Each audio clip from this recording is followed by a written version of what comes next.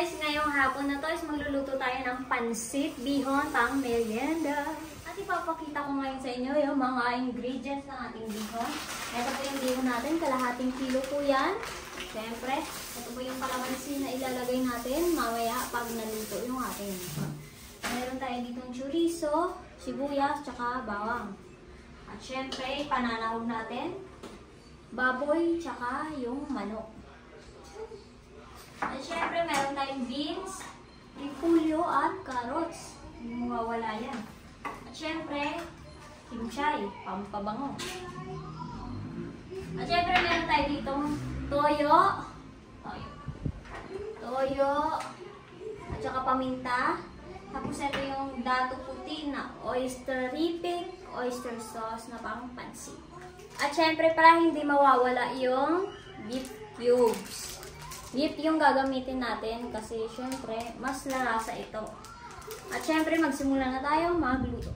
Syempre unang-una mantika. Yun, okay na yan, tamang dami lang. At syempre painitin muna natin tapos magsisimula na tayo. Syempre unahin muna natin yung chorizo, ipito muna natin yan. Chorizo muna yung ipito natin.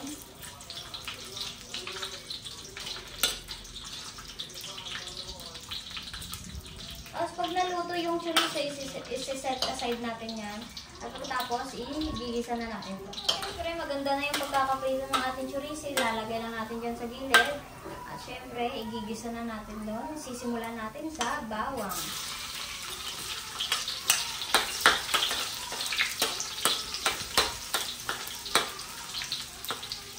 Siyempre, pagkatapos na ng bawang, sasabay na natin yung sibuyas. Siyempre, pwede nyo na pumuntan sa bowl. Once, nalagay na yung sibuyas. Siyempre, lalagay na natin yung manok. Sabay na natin dito yung baboy. Siguro, dami natin sauce. At siyempre, pag ganyan yan, lalagyan na natin yan ng paminta. Siyempre,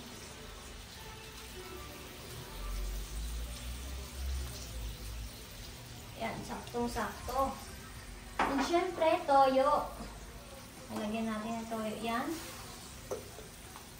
At saka, liquid seasoning pala. Nakalimutan ko isali kanina sa ating mga ingredients. Ito po liquid seasoning. Sasali natin yan.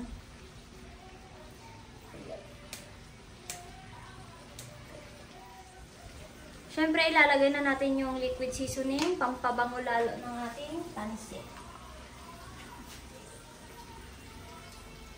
Yan, okay na po yan. Siyempre, halo-halo.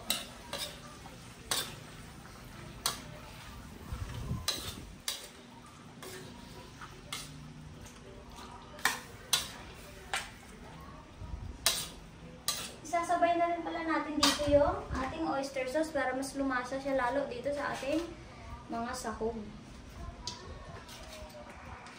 Kasi mamaya pa naman tayo maglalagay ng tubig. Yan. Sakto na yan.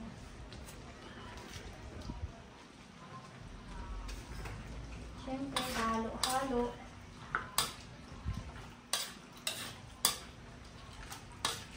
Kung ito pala yung niluluto nyo, yung sahog pa lang, parang hindi mo kalain pansit to. No? Patignan mo ng kulay niyan, parang adobo. Pero as in, try nyo to pag ganitong style ng pagluluto yung gawin nyo. So, sobrang sarap ng kakalabasan.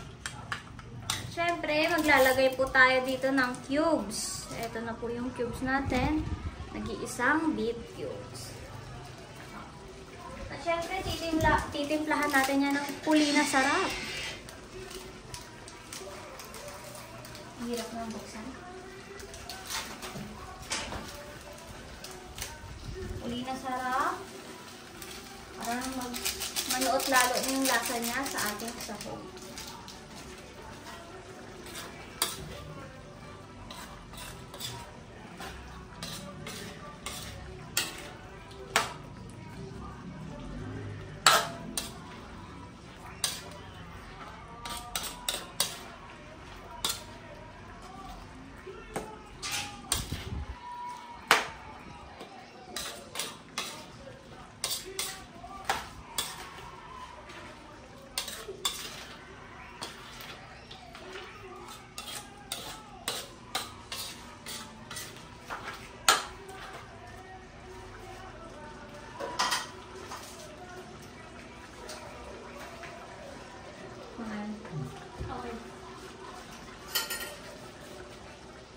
Ito, maglalagay ako ng kaunting tubig lang para pampalambot ng ating sahog. Hayaan muna natin yan at syempre tatakpan natin yan para mas lumambot lalo yung ating mga sahog. Ito, ilalagay na natin yung ating repolyo at carrots.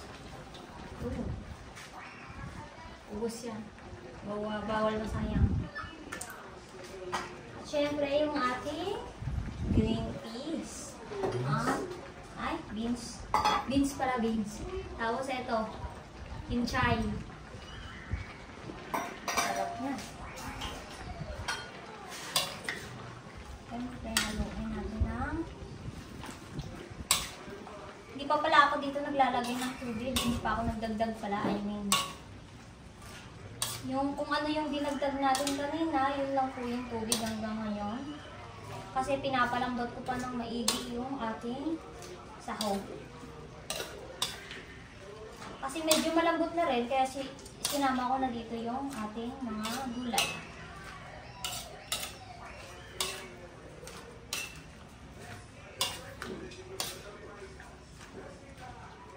Eto, magdadagdag na tayo ng tubig. Konting-konti lang po kasi yung ating bihon, binasa ko na po ng tubig para mas mabilis pong lumambot.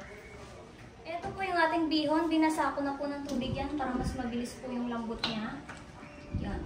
Kalahati po ito, kalahating kilo po ito lahat. Hayaan muna natin yan hanggang sa maging mas maganda na siya. Ito, luto na yung ating pansit bihon. Tignan nyo kung gano'n maganda yan. Napakaraming sahog. At syempre, napakasarap. Oh. Ano? Nasaan pa kayo dyan? At ngayon, titikman natin to.